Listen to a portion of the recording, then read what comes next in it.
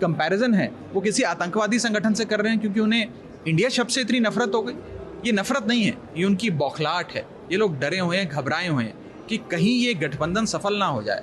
और आप देखिए रोज हर प्रकार से बीजेपी यही प्रयास करती है कि अलायंस फेल हो जाए। खास तौर पे देश की जनता, 135 करोड़ आबादी भारत देश की, इस इंडिया अलायंस की छतरी के भीतर समा जाती है और देश की जनता को इंडिया अलायंस से बहुत उम्मीदें हैं। आप नेता राघव चड्ढा ने कहा, देश की जनता को इंडिया अलायंस से बहुत उम्मीदें हैं। उन्होंने कहा, आगे का क्या एजेंडा होगा, क्या मुद्दे होंगे और लोगों तक कैसे लेकर जाएंगे, इस पर चर्चा होगी। देश और संविधान को बचाने के लिए सभी साथ आ रहे हैं। अहंकारी और हिटलर शाही से चलने वाली सरकार को हटाएंगे। उन्होंने कहा कि इंडिया अलायंस से डर गए हैं प्रधानमंत्री मोदी। इंडिया अलायंस एक बहुत ही फॉर्मिडेबल चैलेंजर है आज की जो सरकार है उसके लिए, और ख़ास तौर पे देश की जनता, 135 करोड़ आबादी भारत देश की, इस इंडिया अलायंस की छतरी के भीतर समा जाती है। इंडिया अलायंस एक ऐसा गठबंधन है, एक ऐसा परिवार है जिसमें अन्य राज्यों से आने वाले नेता, राजनीतिक दल, अन्य संस्कृति, भाषा को रिप्रेजेंट करने वाले लोग सब एकजुट होकर एक उन सब का एक संगम बनता है। और देश की जनता को इंडिया अलायंस से बहुत उम्मीदें हैं। आज की जो सरकार है उसने भारत देश की जनता को महंगाई, बेरोजगारी, तमाम तरीके की बीमारियां लगा दी हैं, रोग लगा दिया इस देश में। इंडिया अलायंस से लोगों की उम्मीद है कि इंडिया अलायंस इन रोगों से भारत देश की मुक्ति कराएगा, निजात दिलाएगा और भारत को फिर से प्रगति की राह पर, उन्नति की राह पर आगे ले चलेगा। इसीलिए लोग बड़ी उम्मीद से इंडिया अलायंस और इंडिया अलायंस के नेताओं की ओर देख रहे हैं। हमारी पहली बैठक पटना में हुई जिसमें साथ आने का एक विचार बना, एक दृढ़ संकल्प सबने मिलकर लिए कि साथ आएंगे, एकजुट होकर लड़ेंगे। बेंगलुरु की जो बैठक हुई उसमें इस अलायंस के स्वरूप पे चर्चा हुई, इसका नामकरण हुआ और इंडिया अलायंस नाम का एक बहुत ही मजबूत गठबंधन बना।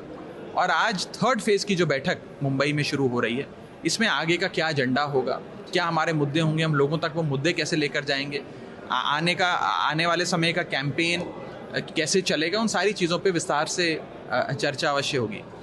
और एक बात ज़रूर है कि जैसे हमने देखा कि इस देश में पहले भी एक बार 1977 के चुनाव में एक बहुत बड़ा मोर्चा बना, अलायंस बना, और उस अलायंस में देश की जनता साथ आई और उस समय की सरकार को इलेक्शन में हराया।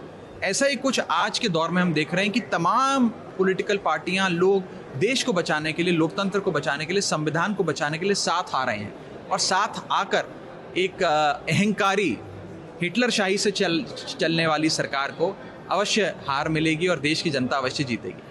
आप एनडीए की और बीजेपी की खास तौर पे बौखलाहट इसी चीज़ से देख सकते हैं कि वो लगातार हम पर, हमारे नाम को लेकर हमले कर रहे हैं।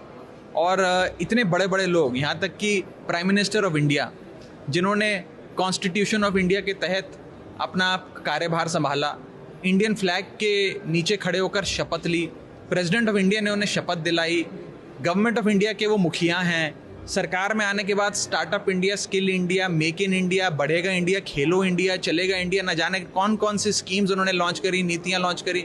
आज उसी पार्टी को और उन्हीं लोगों को इंडिया शब्द से नफरत हो गई। आज ये हमारे अलायंस का जो कंपैरिजन है वो किसी आतंकवादी संगठन से कर रहे हैं क्योंकि उन्हें इंडिया शब्द से इतनी नफरत हो गई।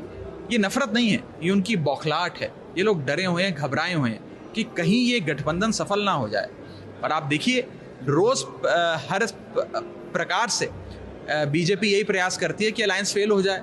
कभी कोई मनगढ़ंत आरोप लगा देगी, कभी ये शिगुफा फैला देगी कि इस अलायंस के बीच में तो बड़ी टकरार है, आपस में लोग लड़ रहे हैं, लाठियां चल रही हैं, न जाने क्या क्या फैला देते हैं। लेकिन हम सब ये बात समझते हैं और देश की जनता भी ये बात समझती है कि बीजेपी तो हर संभव कोशिश करेगी कि अलायंस फेल हो जाए, लेकिन ये अलायंस फेल होने वाला नहीं है, क्योंकि ये अलायंस सिर्फ 4, 10, 50 नेता जो उस कमरे में बैठे हैं उनका अलायंस नहीं।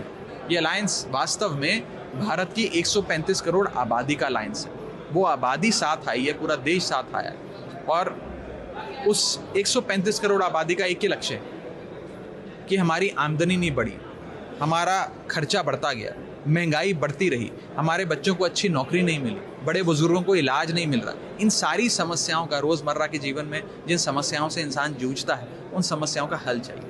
Thank you so much. आपको यह वीडियो पसंद आया हो तो इसे लाइक करें, हमारे चैनल को सब्सक्राइब करें।